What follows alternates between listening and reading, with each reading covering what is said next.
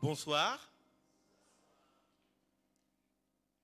Vous avez cherché à être béni, béni de Dieu. Vous avez prié pour cela et vous avez attendu. Laissez-moi vous dire que Dieu vous a béni. Parce que ce soir, vous êtes dans sa maison, maison de prière, maison de bénédiction. Alors simplement, je voudrais vraiment, du plus profond du cœur, vous souhaiter les plus grandes bénédictions que Dieu a pour vous en réserve. Mais également, vous souhaiter une cordiale et chaleureuse bienvenue.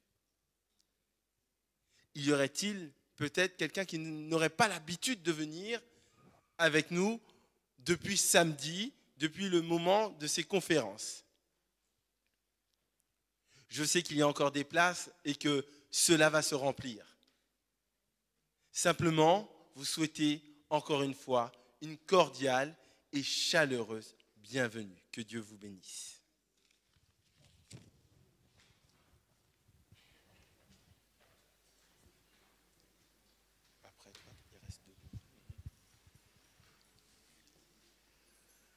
Je voudrais prier avec vous. Je vous demanderai de vous mettre debout si vous voulez bien.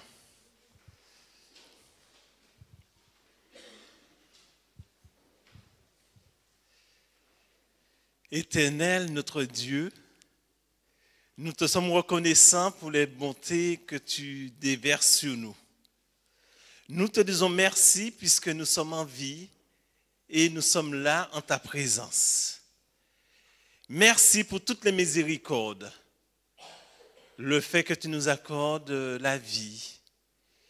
Et nous voulons maintenant déposer tous nos soucis à tes pieds et vouloir profiter de ce moment afin de t'entendre et avoir tes bénédictions. Alors je te demande, Père, dans ta miséricorde, dans ton amour, de bénir chacun de nos invités. Bénis-les abondamment. Accorde-leur la compréhension, Père. Accorde-leur, Seigneur, de comprendre tout ce que tu as à nous dire à travers les lèvres de notre pasteur Gérard Péroumal. Je te demande de bénir ceux qui sont en chemin, qui doivent arriver. Préserve-les, Seigneur, aussi, qu'ils arrivent à bon port. Bénis aussi ton Église qui est là pour soutenir nos invités. Bénis chacun de nous et que ton nom soit élevé dans nos vies. C'est dans le doux nom de Jésus-Christ que nous t'avons prié pour ta gloire. Amen. Je vous invite à garder votre position pour le chant thème.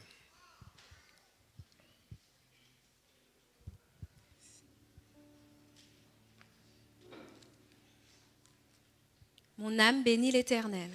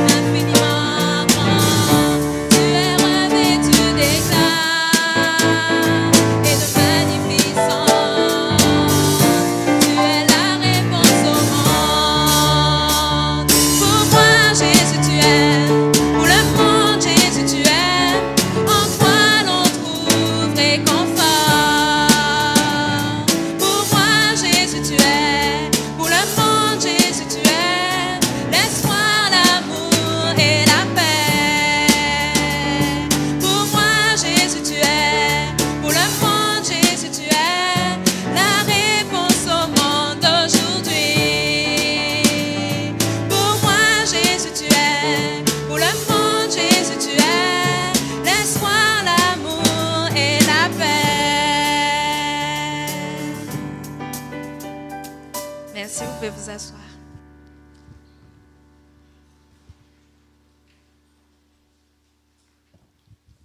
Bonsoir à tous. Comment allez-vous? Hier soir, le pasteur a parlé de quelque chose qui me touche personnellement. Il a parlé de la famille au centre du ciel.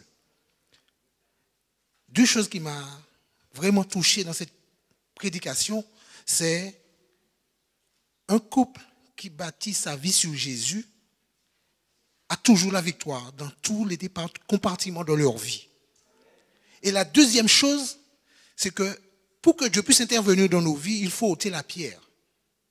Parce que cette pierre, l'orgueil, le moi, ce qui nous empêche d'avoir la vraie relation avec Dieu, nous devons faire en sorte de demander à Dieu de nous montrer cette pierre afin qu'il puisse l'ôter pour nous, parce que nous avons tendance à nous accrocher à cette pierre et ne pas la lâcher parce que nous pensons que nous sommes plus forts que Dieu.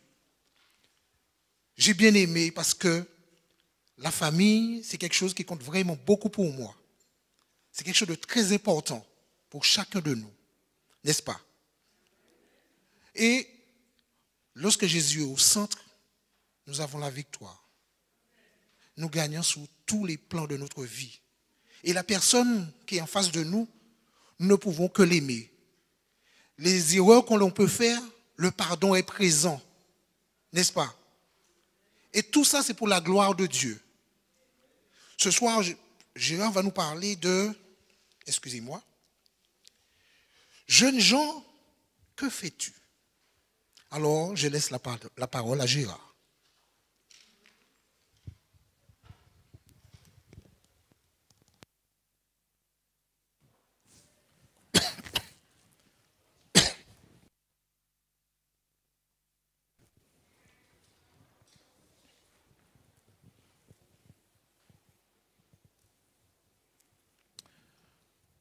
Chers amis, bonsoir. Ça a été la journée? Vous avez passé une bonne journée? Voilà, nous sommes là ce soir pour aborder un thème qui est important. Jeunes gens, que fais-tu? Il m'a été difficile de choisir le thème parce que je considère qu'on est tous jeunes. Même si j'ai déjà passé la cinquantaine, mais je me considère comme jeune. Pas vrai, frère L'Aventure? On est jeunes. Hein? Voilà. Quand on nous pose cette question, madame, monsieur, jeune homme, que fais-tu? Si je vous pose la question, je pose à Guy la question, Guy, que fais-tu? Qu'est-ce qui se passe dans la tête de Guy à ce moment précis? Il est assis, il écoute. Si je lui pose la question, automatiquement, je le renvoie sur lui-même et il est en train de réfléchir. Il se dit, mais pourquoi il me pose la question? C'est une question qui nous interpelle. Et ce soir, d'une manière spéciale, Dieu veut nous poser la question à chacun individuellement. Tout d'abord, pour moi, Dieu veut nous poser la question parce que le but de Dieu, c'est que nous soyons tous avec lui. Et chaque seconde, chaque centième de seconde compte pour lui. Parce que chaque centième de seconde, nous sommes en danger. Nous vivons dans un monde où tout est facile. Quand je dis facile, avec quand même si c'est difficile, mais on peut toujours trouver à manger avec 5 €. Ce n'est pas de la qualité, mais celui qui rentre à l'idée avec 5 €, il va manger quand même. Et si on se débrouille bien, même si on n'a pas ce qu'on veut, mais on peut manger pour 3 jours. Si. Ce sera peut-être peu de choses, mais on peut manger. Mais combien de pays, ils n'ont pas de quoi se nourrir? Donc,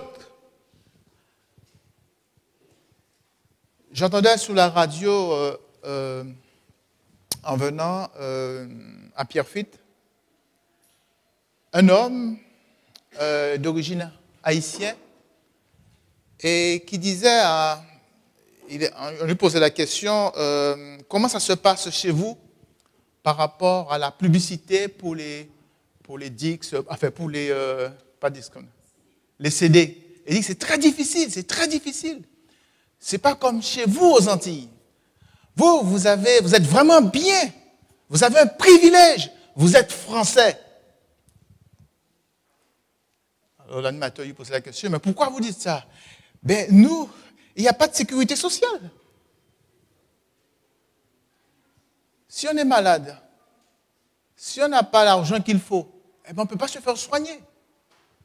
En France, même si on n'a pas d'argent, on va se faire soigner.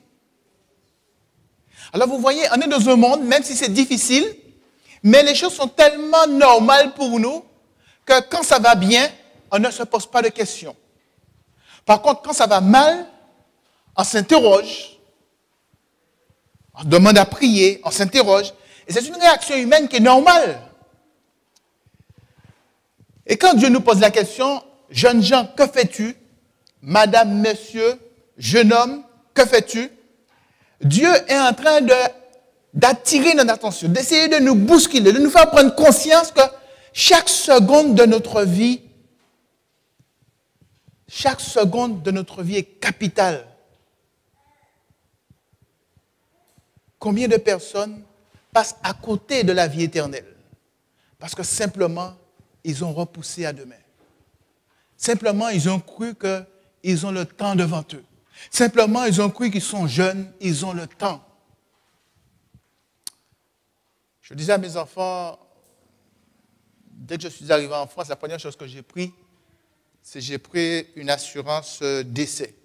Au cas s'il arrive quelque chose, pour qu'on puisse pas, la charge ne puisse pas retomber sur la famille, pour faire rapatrier le corps, faire le nécessaire. Je me suis marié, j'ai des enfants. Les enfants sont devenus majeurs, donc ils ne sont plus sous ce contrat. Alors je lui ai dit, écoute, Titi, ce serait bien que tu puisses prendre une assurance aussi d'essai, on ne sait jamais. Mais papa, écoute, je commence à vivre, je veux déjà penser. Je la comprends. Je la comprends. Mais mes amis, ça n'arrive pas qu'aux autres. Jeunes gens, que fais-tu? Et pour bien comprendre cela, je vais m'arrêter sur un texte que vous avez déjà lu. C'est le récit du fils prodigue, qui se trouve dans Luc. Luc chapitre 15. Luc chapitre 15.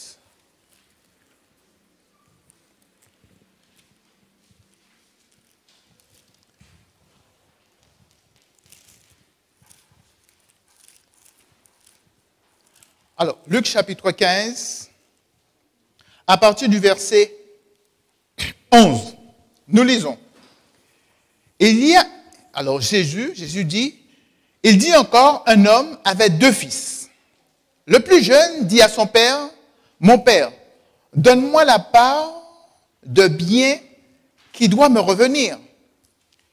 Et le père partagea son bien. Peu de jours après, le plus jeune, ayant tout ramassé, partit pour un pays éloigné, où il dissipa son bien en vivant dans la débauche. Lorsqu'il eut tout dépensé, une grande famine survint dans ce pays. Et il commença à se trouver dans le besoin. Il alla se mettre au service d'un des habitants du pays qui l'envoya dans ses champs garder les pourceaux. Il aurait bien voulu se rassasier des carouges que mangeaient les pourceaux, mais personne ne lui en donnait. Verset 17. Étant entré en lui-même, il dit, « Combien d'ouvriers chez mon père ont du pain en abondance, et moi ici, je meurs de faim? Je me lèverai, j'irai vers mon père, et je lui dirai, « Mon père, j'ai péché contre toi, contre le ciel et contre toi. Je ne suis plus digne d'être appelé ton fils. Traite-moi comme l'un de tes ouvriers. » Et il se leva et alla vers son père. Comme il était encore loin, son père le vit et fut ému de compassion. Il courut, se jeta à son cou et l'embrassa. Le fils lui dit, « Mon père, j'ai péché contre le ciel et contre toi. Je ne suis plus digne d'être appelé ton fils. » Mais le père dit à ses serviteurs, « Apportez vite la plus belle robe et revêtez-le, mettez-lui un anneau au doigt et des souliers aux pieds. Amenez le veau gras et tuez-le. Mangeons et réjouissons-nous, car mon fils que voici était mort, il est revenu à la vie.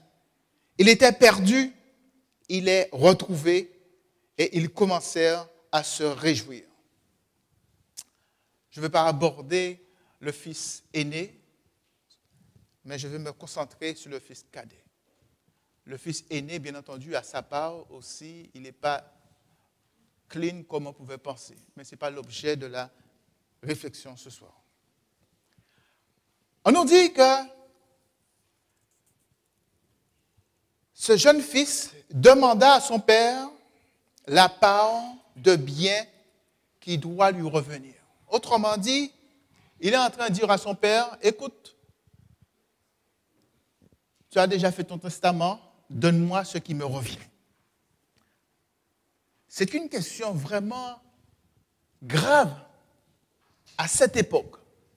Parce qu'à cette époque, cela équivaut à vouloir la mort du père. Le fils signifie à son père que celui-ci n'est plus rien pour lui. Il veut vivre sans lui et même loin de lui pour qu'il ne sache pas ce qu'il fait et qu'il ne s'en mêle pas. Demander la part de son bien à cette époque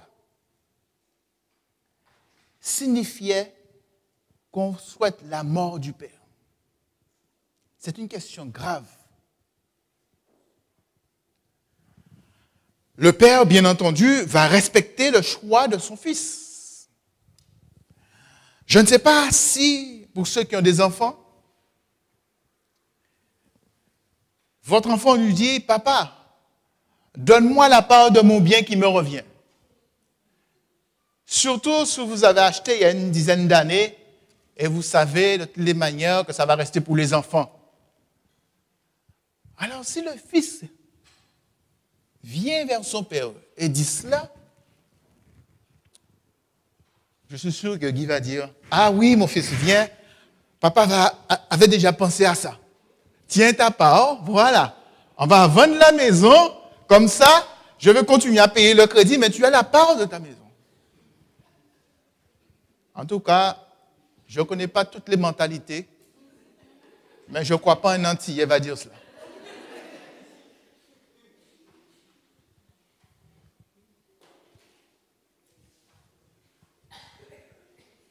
Le Père, verset nous dit, et le Père partagea son bien. Le Père le laisse partir. Il y a quelque chose de cohérent chez ce jeune. Ce qu'il ne veut pas rester. Il ne veut pas rester sous la tutelle de son père. Il préfère partir et il dit à son père ouvertement, je m'en vais.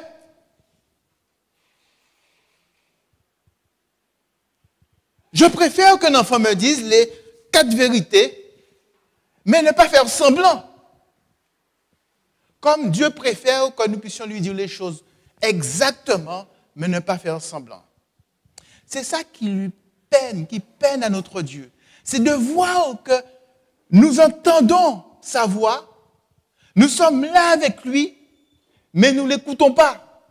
Et ça le peine. C'est pour ça, dans l'Apocalypse, il est dit, puisses-tu être froid ou bouillant? Je peux faire quelque chose. Mais quand tu es tiède, ça ne donne pas envie de boire de l'eau tiède.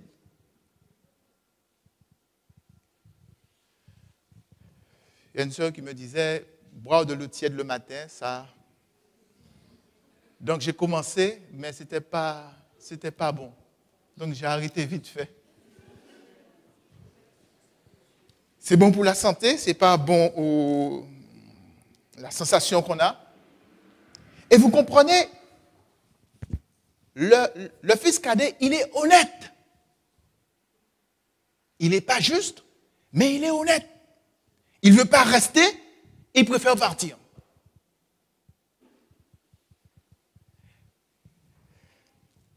Le père respecte son choix. Et c'est un choix peut-être difficile à accepter.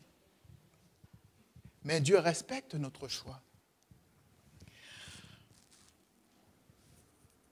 Jeunes gens, que fais-tu? Que fais-tu dans ce pays éloigné? Oh, il y a des enfants qui sont dans des pays éloignés et qui restent fidèles.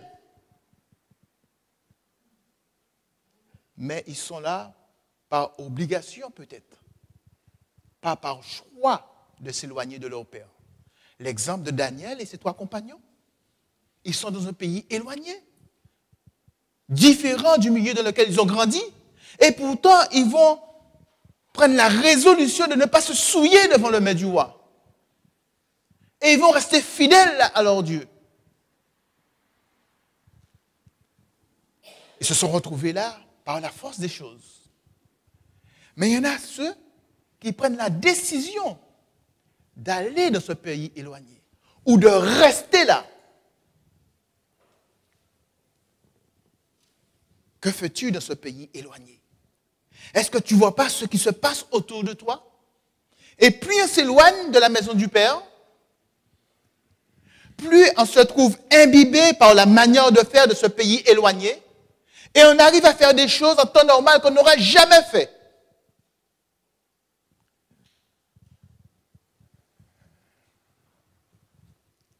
Il y a ses conséquences. Le verset 14 nous dit, verset 13, « Peu de jours après, le plus jeune fils, ayant tout ramassé, partit dans un pays éloigné où il dissipa son bien en vivant dans la débauche. Loin de papa, loin de maman, la débauche. Il a dépensé tous ses sous. » Quand je suis arrivé en France, en tout cas, quand je suis reparti, parce que j'étais en France depuis 1977 et je suis reparti en 1982, je me suis fait baptiser. Et quand je suis reparti 9 mois après, les frères ont dit, « Ah, c'est dommage que cet enfant parte parce que, bon, il est perdu là. » Mais je n'avais pas la notion, je ne comprenais pas qu'est-ce qu'il voulait dire par « il serait perdu ». Parce que je n'ai jamais été adventiste, je ne sais pas ce que ça prend. Mais je savais pourquoi j'avais accepté Christ. Mais c'est quand je suis arrivé en France, dans une église où je rencontre des personnes que je connais aux Antilles, et je leur dis, ben, on se voit mercredi. Il me dit, mercredi. J'ai dit, oui, pour la réunion de prière. Et non, il ne venait pas. Et je me suis rendu compte que des personnes qui étaient adventistes de nom, moi qui venais de me faire convertir, mais j'étais encore plus ancré dans la foi qu'eux. Et c'est là que j'ai compris cette notion d'être perdu. Je me suis dit, ah, c'est ce qu'il voulait dire. C'est que quand on est loin, on quitte, on ne va plus à l'église, on ne fait plus comme on faisait aux Antilles. Et c'est là que j'ai compris cela. Quand on s'éloigne du Père, il y a une sensation de liberté, on se permet de faire des choses. Personne ne nous voit. Personne ne nous voit. On se permet de vivre d'une certaine manière. Et peut-être qu'on n'a pas grandi dans une famille chrétienne, mais on a été modelé par une pensée chrétienne. Être dans un pays éloigné nous invite le plus souvent à nous détacher de ce que nous avons appris. À la question, jeunes gens, que fais-tu? On comprend que Dieu interpelle ce jeune homme, nous interpelle dans la situation que nous nous trouvons. Verset 14, on nous dit, lorsqu'il eut tout dépensé, une grande famine survint dans ce pays et il commença à se trouver dans le besoin. Sa situation est devenue catastrophique. On nous dit qu'il alla se mettre au service des habitants du pays qu'il envoya dans les champs garder les pourceaux. Un juif en train de garder les porcs. Il est descendu si bas. Et pourtant, Dieu est toujours là en train de l'interpeller.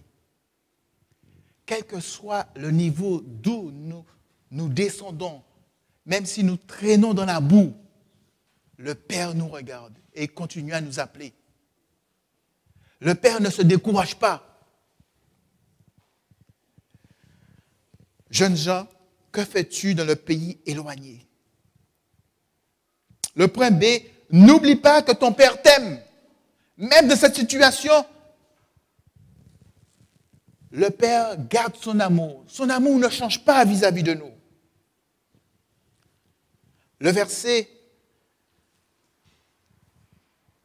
17, à partir du verset 17, nous lisons, ce jeune homme étant rentré en lui-même,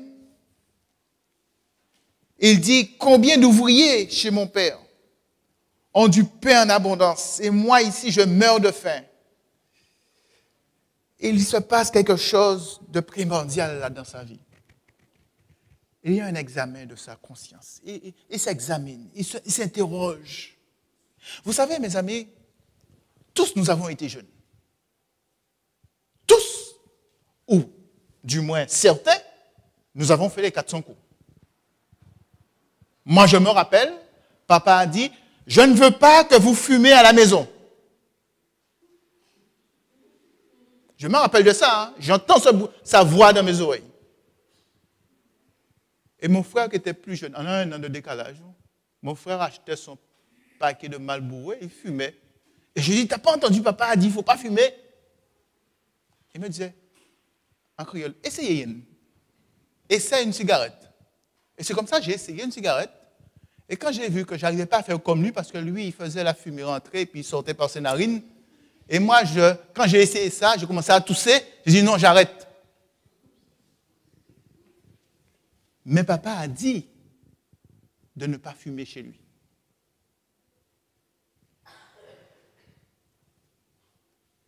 Papa nous disait, écoute, nous ne sommes pas nés dans l'évangile. Je ne veux pas voir de jeunes filles chez moi. Alors des fois, on avait une copine, on emmenait sans demander l'autorisation. On était assis sur la galerie. Hein. Papa ne voulait pas ça. Quand vous emmenez quelqu'un chez moi, je veux savoir qui et je veux l'accord de ses parents. À mon époque, je ne sais pas maintenant comment ça se passe. Mais je vous dis bien, je n'étais pas adventiste du 7e jour. Donc, ce n'est pas chez les adventistes que ça se passe. On entendait ce que papa nous disait, mais une fois que papa a tourné ses yeux, ses oreilles, sa tête, on faisait ce qu'on voulait. On savait que papa allait parler, mais papa ne va jamais taper. Donc, par contre, quand maman nous disait de ne pas faire, elle n'est pas grande, mais en prenant en considération ce qu'il nous disait. Parce qu'on savait qu'on va prendre 2 coups de tuyau, il va nous mettre à genoux, et on va rester là, et à genoux en train de pleurer, mais on prend. Hein. Même si c'est dur, mais on est là, on accepte. Une fois il nous dit, qu'est-ce que tu dis maintenant? Je ne vais plus recommencer, maman. Mais ce n'est pas pour ça qu'on ne recommence pas. Quel enfant, quelle personne, adulte ou jeune, qui n'a pas un jour désobéi à leurs parents? Et je remercie Dieu de ce que j'ai eu ses parents.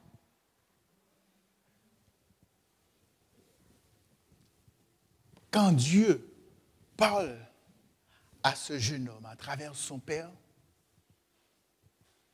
ce jeune homme fait ce qu'il a envie de faire. Mais l'amour du père reste inchangeable. Là, ce jeune homme se trouve loin de ses parents, loin de son père, s'interroge sur sa condition. Il s'interroge sur sa condition parce qu'il réalise qu'il est descendu bas. Le texte biblique dit, verset 18, « Je me lèverai, j'irai vers mon père et je lui dirai, mon père, j'ai péché contre le ciel et contre toi.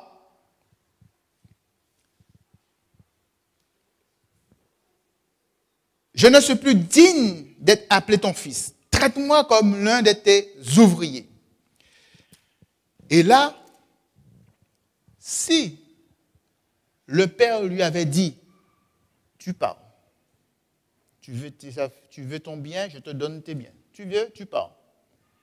Pars bien, mais ne reviens pas. Ne reviens pas quand tu quittes le seuil de cette maison-là. Je ne veux pas te voir là. Des fois, ça nous arrive de dire cela. Je ne sais pas pour vous si vous avez dit ça. Je n'ai pas dit ça parce que je sais que quand je dis quelque chose, je tiens à ce que je dis. Donc, je préfère ne pas dire ça.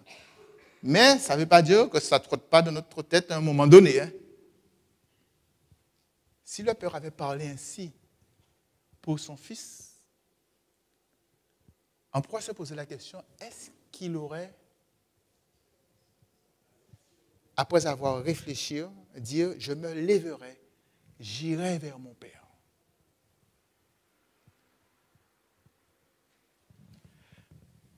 Je vous dis ça parce que, quel que soit ce qu'on a fait, Dieu est prêt à nous pardonner. Et ça, mes amis, c'est une bonne nouvelle. C'est pour ça la chose la plus merveilleuse qui peut arriver à un être humain, c'est d'accepter Christ. Pas de savoir qu'il nous pardonne, pas de croire qu'il nous pardonne, mais d'être obéissant, de l'accepter dans notre vie. Car quel que soit notre passé, quel que soit ce qu'on peut faire, Dieu nous pardonne parce qu'on va vers lui. À un moment donné, on retourne à lui et il nous pardonne. Il fait son examen et il se dit ce qu'il va faire. Et là, la démarche du jeune homme, c'est une démarche de repentance. La repentance, c'est quoi? La repentance, c'est un changement de mentalité. C'est le sentiment d'avoir offensé Dieu. C'est un sentiment qui nous prend au plus profond de nous et nous regrettons vraiment qu'on a offensé Dieu. Et des fois, ça se passe avec des pleurs, avec des lamentations, parce que c'est un regret sincère. Il y a des choses que je regrette que j'ai fait. Même si, quand je l'ai fait, j'ai pris plaisir. Je regrette parce que simplement, je me dis, si j'avais connu Dieu avant, peut-être que je n'aurais pas fait certaines choses. Mais j'ai demandé à Dieu pardon, je sais que Dieu m'a pardonné. Mais on ne peut pas, quand on a connu Dieu, et on sait qu'on a fait des choses qui n'étaient pas bien, ne pas avoir cette démarche de pardon vis-à-vis de Dieu. On ne peut pas continuer à se plaire dans ce qu'on a fait dans le passé. La vraie repentance, c'est vraiment le regret d'avoir péché, d'avoir offensé Dieu. Et cette repentance entraîne quelque chose. Entraîne la conversion. La conversion, c'est un changement de vie. C'est un nouveau départ. Et il dit, il se leva, il alla vers son Père. C'est un retour au Père. C'est un changement de vie avec l'abandon du passé. C'est prendre une nouvelle direction pour sa vie. Reprendre le chemin vers le Père. Et c'est ce qu'il dit. Personne n'est venu pour faire une étude biblique pour lui. Il n'a pas entendu des prédicateurs. Il a simplement grandi dans une famille chrétienne. Il a reçu un bagage. Il a fait sa vie. Mais là, il entend la voix de Dieu qui lui dit, « Qu'est-ce que tu fais dans ce pays éloigné ?» Il entend la voix de son Dieu qui lui dit, de son Père qui lui dit, « Je t'aime. » Il entend la voix de son Père qui lui dit, « Je t'attends pour t'accueillir. »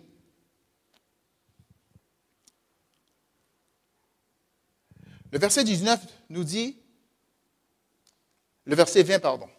« Et il se leva et alla vers son Père. » Et là, c'est une chose de pouvoir dire qu'on va faire la chose, mais c'est autre chose de prendre la décision de se lever et d'aller. beaucoup de personnes disent, j'aime Jésus, je vis avec Jésus, je chante Jésus. Même des personnes font beaucoup de choses pour Jésus. Mais combien de personnes obéissent à Jésus, se positionnent pour Jésus? Et la politique nous donne un exemple. Ceux qui sont pour un tel, ils se positionnent. Il n'y a pas d'à peu près. Ils veulent tel président, eh bien ils sont là en train de distribuer. Ils s'affichent. Je suis pour un tel. Quel que soit ce qu'on pense.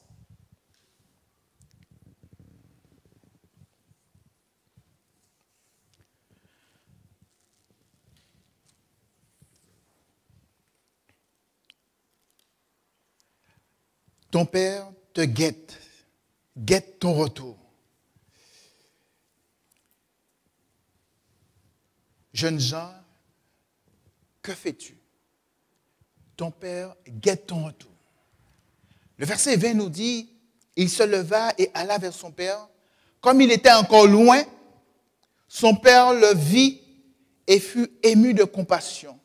Il courut se jeter à son cou et l'embrassa. Mes amis, le texte biblique nous dit bien, il était encore loin. Imaginez-vous, j'ai des parents qui habitent sur la Grande Terre, qui ont beaucoup de terrain. Ils ont 17 enfants. Les enfants, ils ont tous une parcelle de terrain. Ils travaillent sur la terre. Et quand tu es vers la première maison, pour voir si, par exemple, toutes les maisons sont tous sur le même, de même côté. Donc, des fois, il y en a un qui sort dans la rue pour voir s'il y en a un qui est déjà réveillé. Parce que, donc, comme ils ont le jardin devant, donc des fois, sans même téléphoner, il s'aperçoit s'il voit la voiture. Imaginez-vous, mes amis, que le père qui sort et qu'il est là en train de guetter le retour de son fils. Depuis le jour où son fils est parti. Le texte biblique ne nous dit pas. Mais imaginez-vous, chaque matin, il est là en train de regarder. Chaque bruit, il entend, son cœur bouge. Il se passe quelque chose en lui. Il aspire à ce retour. Il a respecté la décision de son fils. Mais il souhaite que son fils puisse revenir. Et il est là chaque jour en train de regarder. Dieu fait la même chose pour nous. Dieu nous parle et chaque moment, il nous regarde. Il nous surveille. Il est là. Et ici, il pouvait accepter maintenant. Dieu nous regarde.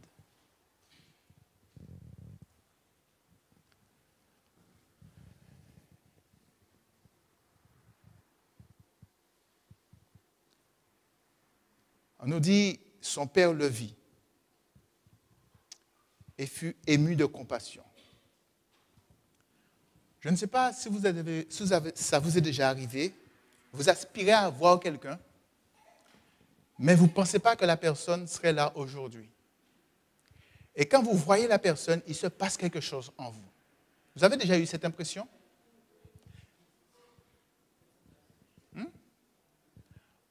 Vous ne pensez pas que la personne est là, mais vous avez pensé à cette personne. Et puis, comme par hasard, vous voyez la personne.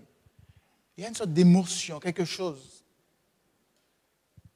qui se passe en nous.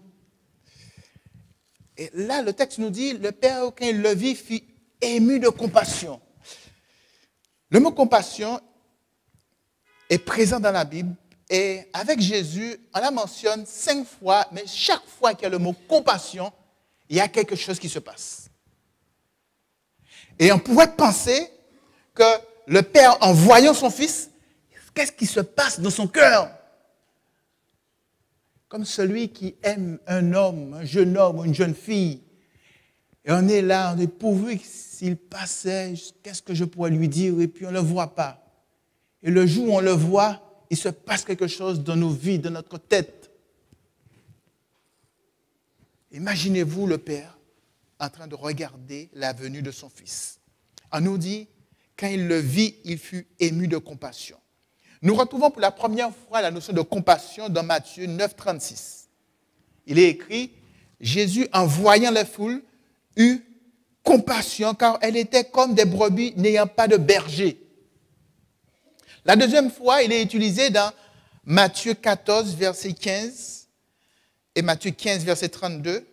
À la grande foule qui l'avait suivi, Jésus fut ému de compassion. Cela l'incita à les nourrir, à nourrir la foule. La troisième fois, la supplication d'un lépreux fut ressortir la compassion du Seigneur. On nous dit que, Jésus regarda ce lépreux et fut ému de compassion. La quatrième fois, il est question de 2 aveugles en Matthieu 20, verset 34. Saisi de compassion par les cris de ces 2 malheureux, Jésus toucha leurs yeux et ils furent immédiatement guéris. La 5e fois, un pauvre veuve accompagné de son fils unique au tombeau, Jésus eut compassion pour elle, alors ramena le jeune homme de la mort à la vie. Chaque fois qu'il y a la compassion, il y a quelque chose qui se passe. À ces 5 reprises, la douleur ou le besoin de toucher le cœur de Jésus, il fut saisi par une vive et profond sentiment de sympathie. Il ressentit la compassion, ce sentiment viscéral, intérieur. C'est tout son organe qui s'est bousculé à l'intérieur. Il a été touché au plus profond de ses intestins. Le Père, quand il a vu son fils, c'est ce qui s'est passé. Ce fils qui est parti avec une part de ses biens, qui a tout lapidé, alors que le Père était en train de guetter le retour de son fils. Quand il vit son fils, il s'est passé quelque chose en lui. Alors le texte biblique nous dit, il courut se jeter à son cou. Il courut se jeter à son cou et l'embrassa. Amen. Il courut se jeter à son cou et l'embrassa. Quelle attitude que vous aurez eue? Ah, je suis content de te voir. Viens. Tiens, le tuyau est dehors là, lave-toi. Après, viens, on va fêter ça. Mais d'abord, on va lui demander de se débarbouiller un peu. Le texte nous dit que le Père courut. Imaginez-vous la scène. Contemplez la scène. Le Père courut, se jeta à son cou et l'embrassa. Je ne sens pas qu'il l'a tenu comme ça. Mais il l'a vraiment serré. Et le serrer dans ses bras, l'embrasser, ça exprime tout, mes amis.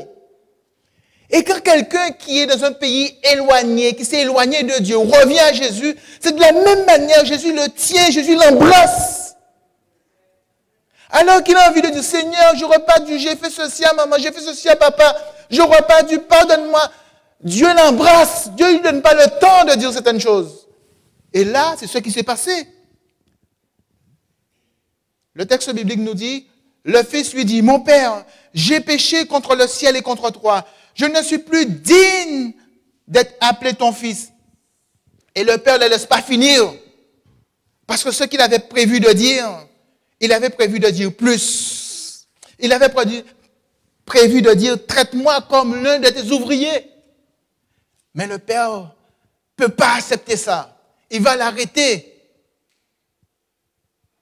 Le Père va l'arrêter. Le Père va l'arrêter. Et le Père dit, verset 22 à ses serviteurs, apportez vite la plus belle robe, revêtez-le et revêtez-le. Mettez-lui un anneau au doigt et des souliers aux pieds. Amenez le veau gras et tuons-le, mangeons et réjouissons-nous. C'est la fête, mes amis. C'est la fête. Quand mon fils que voici était mort, il est revenu à la vie. Il était perdu et il est retrouvé. Et ils commencèrent à se réjouir. Le père veut rétablir son fils. Il ne veut pas le rétablir en tant qu'ouvrier. Il veut le rétablir en tant que fils pleinement dans la famille. Et quel que soit notre parcours, ce qu'on a fait, quand Jésus nous appelle, quand nous répondons à l'appel de Dieu, le Père, il nous rétablit, nous devenons pleinement enfant de Dieu.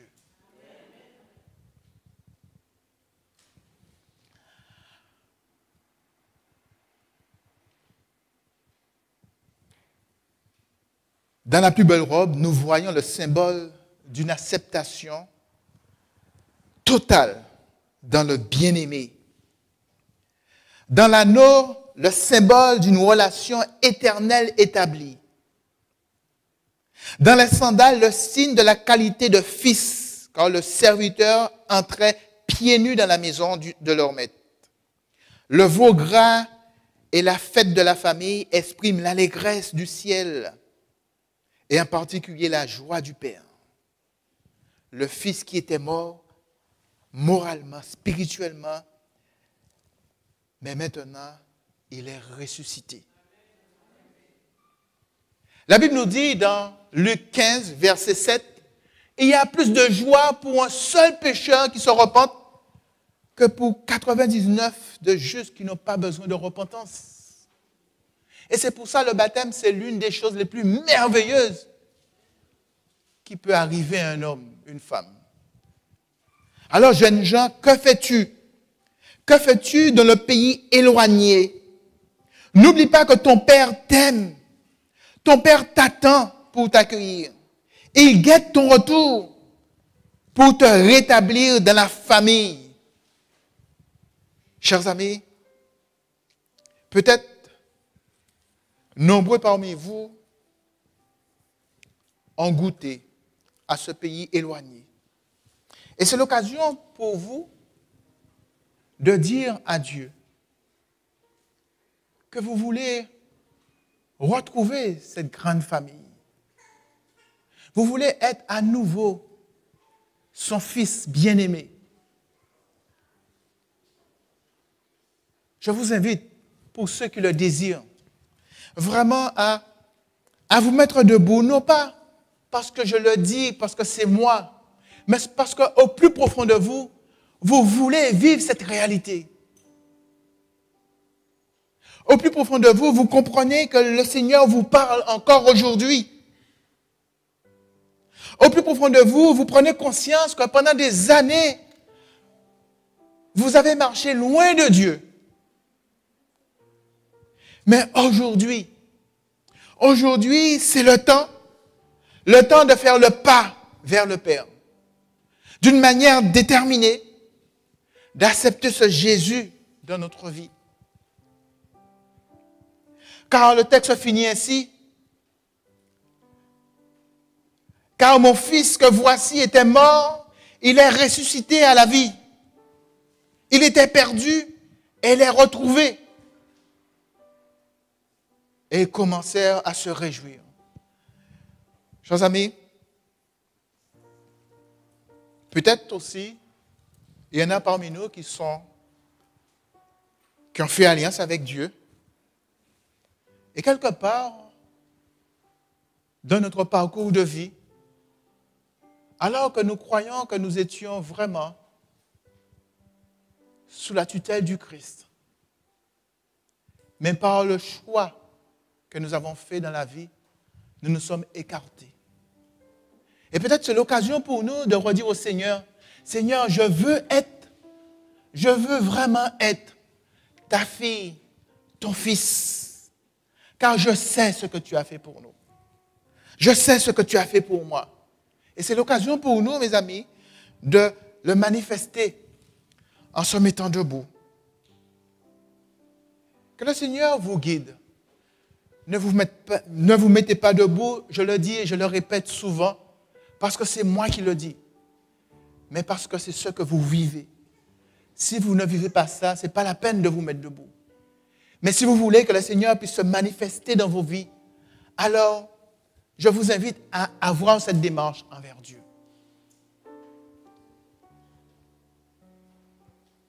Amen. Chers amis, pour certains qui me connaissent, vous avez déjà entendu cette expérience. Je me rappelle un prédicateur qui était venu prêcher à Créteil, dans l'église où j'étais membre. Et j'avais encore dit à personne que je voulais partir faire des études pastorales. J'étais le seul qui le savait. Et le prédicateur a commencé à prêcher, c'était un Australien, et puis il passait dans les couloirs, vous savez, les Américains, comment ils prêchent. Et puis, il me regarde. Je ne sais pas s'il me regardait, mais il regardait dans ma direction. Et ses yeux tombent dans mes yeux. Il dit, je sais qu'il y a quelqu'un ici que le Seigneur a appelé. Et je sais que cette personne-là, eh bien, il hésite à faire la démarche parce qu'il a un problème financier. Je dis, mais ce n'est pas possible. Comment il sait ça? Je lui ai rien dit. Et il insiste. Je vois que personne se met debout. Je dis, mais non, ce n'est pas possible. J'ai dit, il n'y a personne ça. Il ne peut pas savoir ça. Et c'est là que je me suis mis debout. Mais quand je me suis mis debout, je n'avais fait aucune démarche envers mon employeur. Je n'avais fait aucune démarche à Collonges. Je ne savais pas qu'est-ce que la suite aurait donné. Mais quand je me suis mis debout, j'ai dit, puisque je me suis mis debout dans mon cœur, j'ai dit, je sais que le Seigneur s'est mis debout avec moi. Et le Seigneur saura me cheminer. Et je peux vous garantir, mes amis, il y a eu des moments difficiles, mais le Seigneur a toujours été avec moi. Toujours été avec moi. Et la plus belle preuve que le Seigneur est avec moi, je le crie haut fort, c'est que je n'ai jamais travaillé et j'ai payé toute ma scolarité. Toute ma scolarité. Dieu m'a béni. Et j'ai fini avec un compte créditeur. Quand Dieu ouvre une porte, personne ne peut le fermer. Mais est-ce que nous entendons la voix de Dieu? Est-ce que nous voulons répondre à cet appel? Et le plus souvent, nous entendons l'appel, mais nous ne nous positionnons pas. Soit nous sommes timides, ou soit nous ne voulons pas. Mais Dieu continue à nous appeler, parce qu'il veut que nous soyons sauvés. Prions le Seigneur. Éternel, notre Dieu, notre Père, nous voulons te remercier, ô bon Père, parce que nous croyons que tu nous as bénis à travers ce texte. Tu nous as montré, Seigneur, combien que, malgré le choix de ce fils cadet, tu continues, Seigneur, tu as continué à travers son Père à l'aimer. Et nous comprenons une chose simplement, c'est que, quels que soient nos choix, tu nous aimes. Tu nous poses la question en ce soir, jeunes gens, que fais-tu? Que fais-tu de ce pays éloigné qui ne fait que de t'éloigner de moi? Tu nous interpelles, ô bon Père, parce que tu nous aimes. Parce que tu veux que nous puissions vraiment être à toi complètement. Tu nous interpelles, Seigneur, parce que ce que tu souhaites pour nous, c'est que nous puissions être dans cette grande famille que tu as. Cette famille chrétienne. Pas limitée à une église, mais cette famille où ton Fils Jésus-Christ est la tête. Et pour cela, ô bon Père, tu guettes notre venue, notre retour à toi. Et tu es prêt à nous accueillir, Seigneur. Tu es prêt à nous accueillir pour nous rétablir, Seigneur. Tendre Père, je te prie de permettre que nous puissions vraiment être à ton écoute, vraiment te laisser nous toucher par ton Saint-Esprit et que nous puissions nous plier, Seigneur, à ta volonté. Ce que tu souhaites pour nous, c'est notre bien, notre bonheur, notre salut. Et combien de fois tu nous interpelles, Seigneur. Oh bon Père, je te loue et je te rends grâce et gloire pour ces hommes, ces femmes qui se sont mis debout. Tu connais leur vie. Tu sais tout d'eux, Seigneur. S'ils se sont mis debout, c'est parce que peut-être pour certaines, ils n'ont pas encore fait alliance avec toi et souhaitent le faire, Seigneur. Alors, continue à les guider, Seigneur, afin que leurs décisions puissent vraiment se réaliser, Seigneur.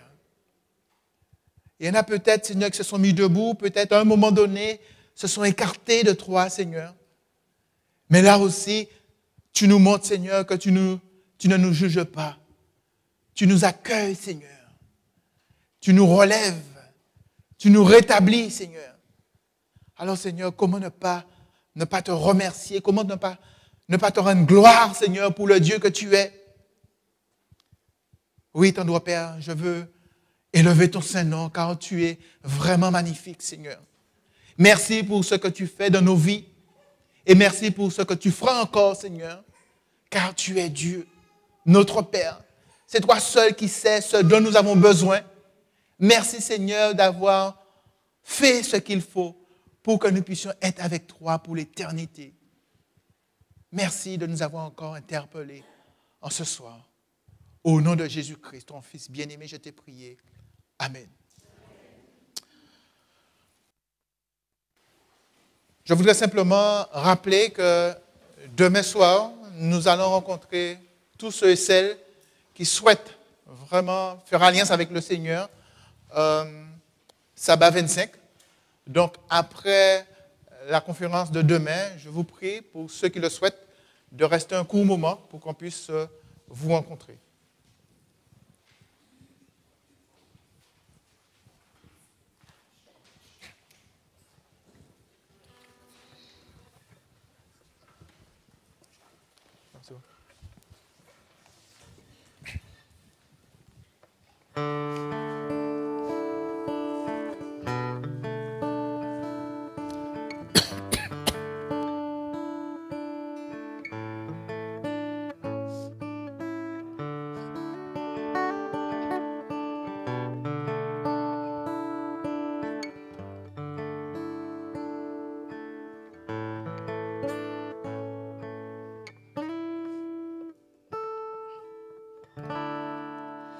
Mon seul souhait dans ce monde est de te rencontrer. Chaque jour que je vis, je ne cesse de croire en ton nom. Oh. En ton nom, tu es mon maître et je veux me soumettre à ta volonté, mon bien-aimé. C'est en toi que j'espère, car tu me relèves, Dieu de bonté, Dieu de majesté. Je t'adore,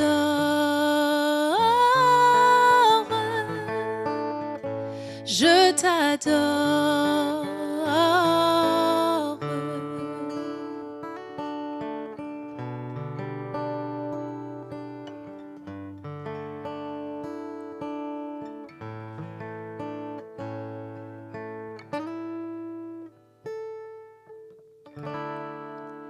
Éternel, Dieu fidèle, je cherche à te suivre. Chaque jour que je vis, je ne cesse de croire en ton nom. Oh,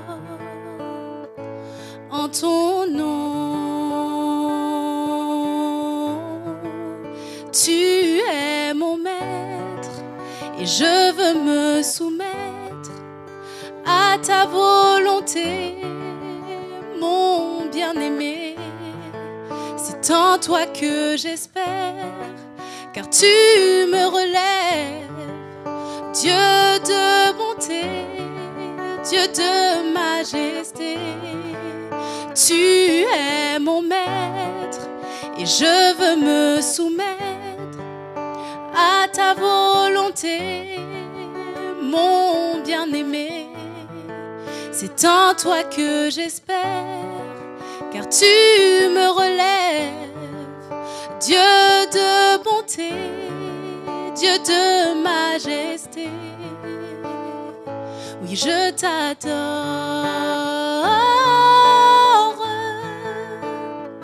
Je t'adore.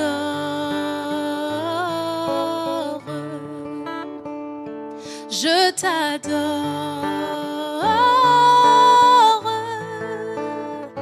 Je t'adore. Je t'adore. Je t'adore. Je t'adore.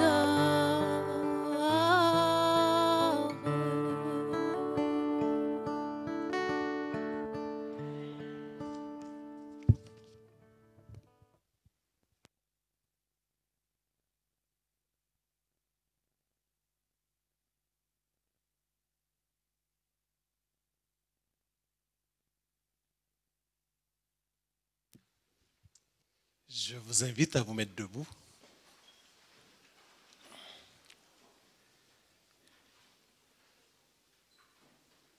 Oui, Père, nous t'adorons. Nous te disons merci pour à la question, jeunes gens, que fais-tu? C'est parce que derrière, tu veux nous bénir, tu veux tuer le veau gras pour nous accueillir dans ton foyer. Alors je demande au Père, au Dieu d'amour, de tourner sa face vers chacun de nous et qu'il nous bénisse, qu'il nous accompagne dans notre foyer en ayant cette conviction qu'il est prêt à nous serrer de ses bras d'amour parce qu'il guette. Il ne veut pas nous voir mourir sans lui. Que Dieu vous bénisse et qu'il accorde sa paix. Allons dans la paix du Seigneur au nom de Jésus-Christ. Amen. Merci, vous pouvez vous rasseoir.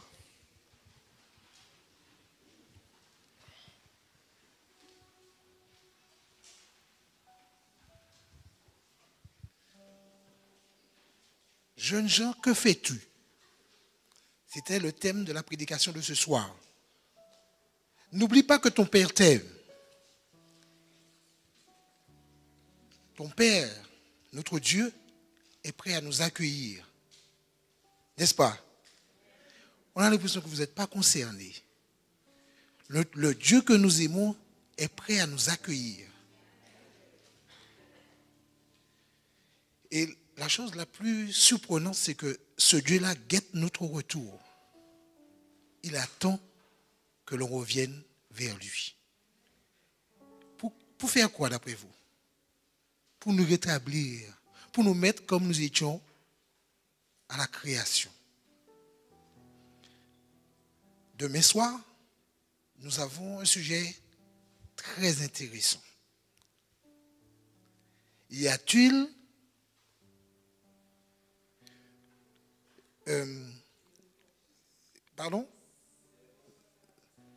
Y a-t-il une réponse face à la crise? Ça nous concerne tous, n'est-ce pas? Vous avez envie de savoir, il y a une réponse ou pas? Alors je me tais, qui veut savoir? Rendez-vous demain soir alors. Et vous aurez la réponse. Sûr que le pasteur va nous donner la réponse. Alors, une autre annonce concernant les personnes qui vont intervenir demain. Alors, il y a Lydia, Tania et Michael. Le diaconat est attendu aussi, et la sono et la vidéo. Je vous remercie. Que Dieu vous bénisse.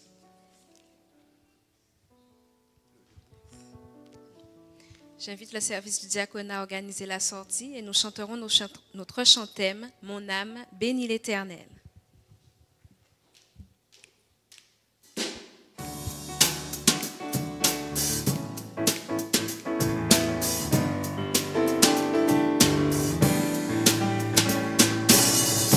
Mon âme bénit l'Éternel, Éternel mon Dieu, tu es infiniment, infiniment grand. Tu es revêtu d'éclat et de magnificence.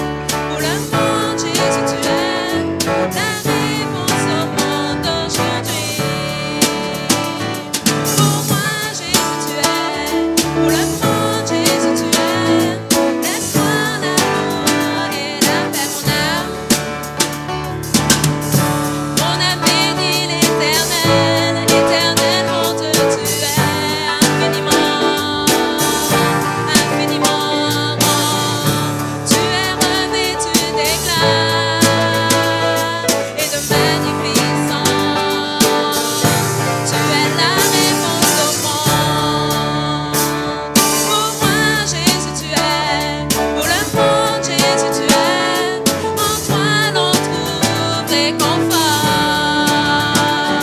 Pour moi, Jésus, tu es. Pour le monde, Jésus, tu es. L'espoir, l'amour et la paix. Pour moi, Jésus, tu es. Pour le monde, Jésus, tu es. La réponse au monde d'aujourd'hui. Pour moi, Jésus, tu es. Pour le monde, Jésus, tu es. L'espoir, l'amour et la paix.